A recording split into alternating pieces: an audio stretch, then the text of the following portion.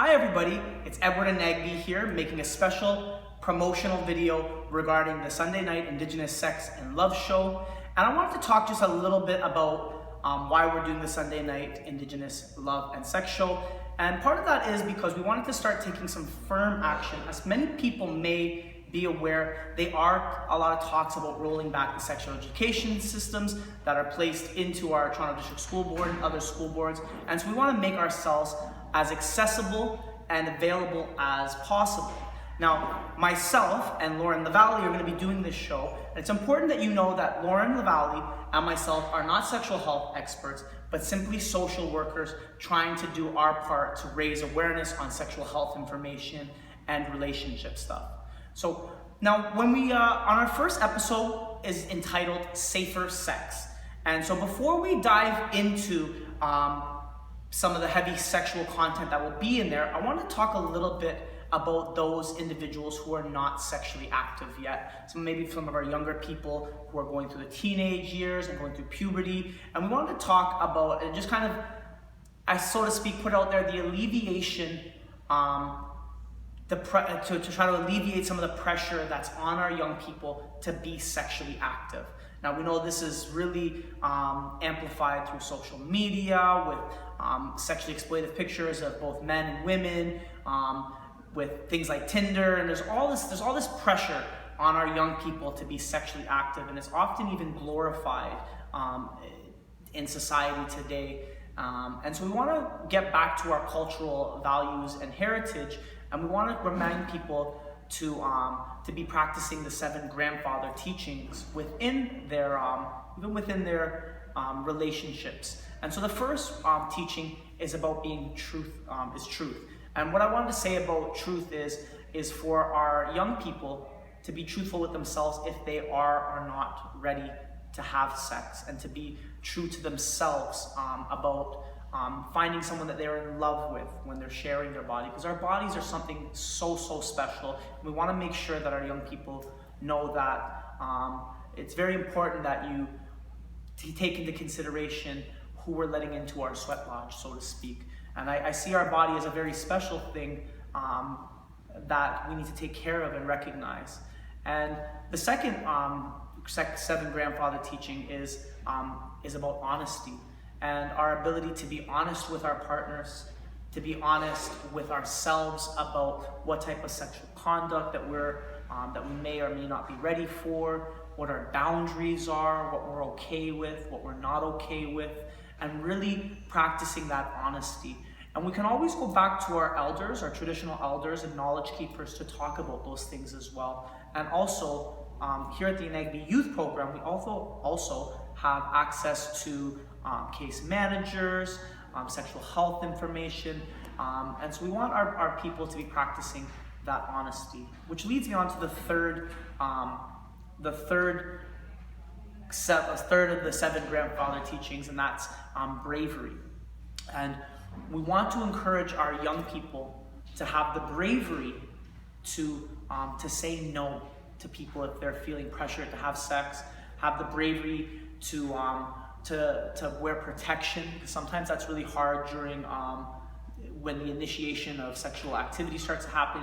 It's really hard sometimes to have the bravery to say, hey, I'd like to wear a condom. So we want to remind people that our cultural values are always to protect our bodies and to protect our spiritual and emotional and mental well-being. So we wanted to really lean into that. The other part is love. And the fourth grandfather teaching I want to talk about is love, and how we express our love. And for many people, there's this great association that sex and love are the same thing. And I can reassure you that they're not. Sex is an activity and a behavior that comes oftentimes when we're in love, but sometimes it's a behavior that comes when we're not in love. And so we want to encourage our people, especially young people who are perhaps still a virgin, to make sure that they're following their heart and following their mind, and having that great balance to make sure that they're exercising a healthy form of love. And so how do you know when you're in love? It's a very strong connection that's based on honesty, trust, and all these other really important emotions. So we want to encourage people to love themselves before they love the idea or concept of being sexually active, which leads me into respect, which is another one of our 7 grandfather teachings, and to respect ourselves and respect ourselves and respecting our partners, and this is a really important one as well, because when we talk about respect, we talk a little bit about self-esteem. And so sometimes some of our youth may not respect themselves and feel like they're entitled to sleep with their partner in order to get the validation from their partner. And if we look back at the loved one, this is not a true moment of loving ourselves. We have to respect ourselves and love ourselves to go at our own paces. We are all on our own spiritual, individual journeys, and it's really important that we're practicing these teachings. Which brings me back down to wisdom, and so and that's why we talk a lot about being able to go and talk to our elders or our parents or those positive older people to gain the wisdom that we may not have when we're 13 to 15 to 16 to 17 to 18, 19, and sometimes even right up into our 20s. And so a lot of that wisdom can come from talking to people who have had sexual experiences and who have those traditional knowledge and cultural values around our sexual conduct. So we want to encourage our young people to go and seek the wisdom and to speak to people who can direct them in a way through their own life experiences. Even for myself, when I look back at myself, I wish I would have waited a little bit longer before becoming sexually active, but because I was growing up in a community that really glorified that behavior, I was always seeking validation, and one of the ways that I did that was through being sexual with people, because I wanted to be cool, I wanted to fit in. And I want everybody that's watching this video to know that you are special, that you are beautiful, that you are unique, and that you have a place in our community, regardless of whether or not you're ready to have sex or to be sexually active.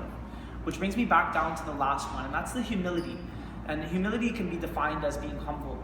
And sometimes we're not ready to be sexually active, and maybe we're like I said, we're in a place of fear and we act on those things. So we want you to be humble in your understanding and knowledge. And the important thing to remember about the Sunday Night Indigenous Sex Show is that we are simply offering information and resources to our young people. So we wanted to do this in a good way, and we have consulted with our youth council about doing this. And I just thought it was really important that before we dive into all this sex stuff, that I make a video for those people who are not sexually active, and for those parents out there who might be a little bit concerned about some of the content and the discussions that will be in there, that this video is kind of a prelude to our show. And I wanted to do it with a good way, especially because if we look at the statistics, one of the highest growing rates of HIV infection is our young Anishinaabe women. And so that puts us in a place where we feel, as our youth feel, it's very important that we're talking about sex in an open and mature and respectful way. And so and we really want to just really amplify the sacredness of our bodies and how important it is to take care of ourselves. So that comes from a place of goodness and a place of wanting to direct our youth to a place where they're healthy and happy and not contracting STDs or STIs, or even more so, entering into unhealthy relationships with abusive people who are, because abuse comes in so many different ways and forms. It could be mental, emotional, physical, and oftentimes we focus so much on physical abuse, like did this person hit you?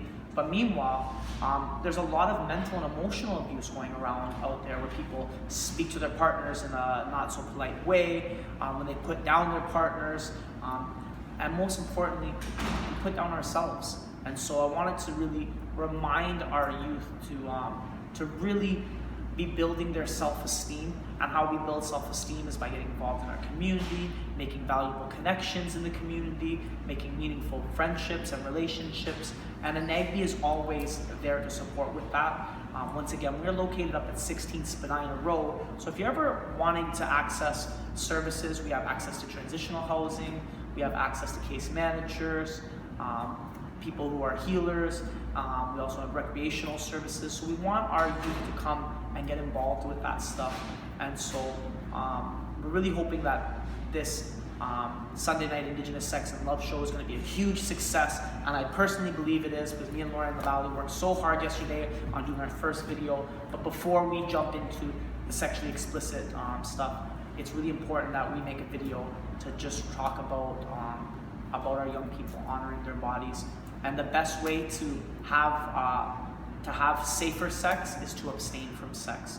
And so we want to just remind our young people out there that there's no pressure for you to be sexually active at all, and to also just to go at your own pace when it comes to sexual conduct. So I hope everyone enjoyed our Prelude video. We have a lot of great episodes coming up, so I'm really, really excited, and I can't wait to air our video on Sunday, so stay tuned.